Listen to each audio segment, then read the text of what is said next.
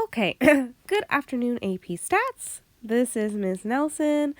I am sick today, but we are still going to learn about outliers, high leverage, and influential points.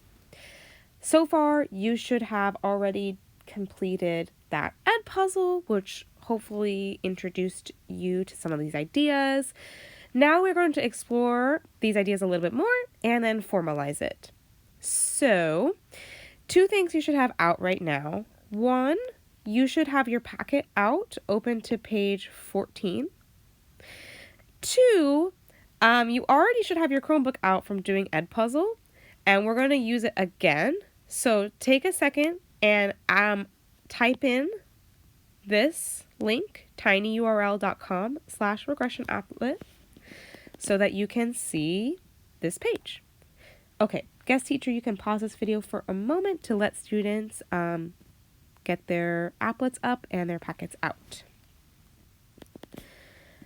Okay, in this activity, we are going to be placing some points on a linear regression model and then placing some outliers as well to see how those affect the model. So let's take a look at just how this applet works for a minute. So it looks like this. Initially, there are no data points in there, so you're going to have to add some points in, and we're just going to try to make them look similar, but it's not going to be perfect, but similar to what we have in the picture on page 14. We're just making this positive, pretty strong trend, okay? Okay, so you should have 10 points. Once you have 10 points, we also want the correlation coefficient to be really close to 0.9. So what you can do is pick a point and click and drag it until,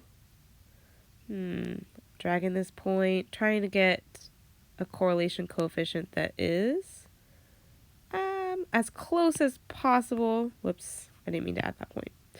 As close as possible to 0.9. Okay. So you should have 10 points. I accidentally have 11, but you should have 10 and then a correlation coefficient of 0.9. Once you have that, what you're going to do is on your own in a minute, you're going to test all 4 of these outliers, outlier A, B, C, and D.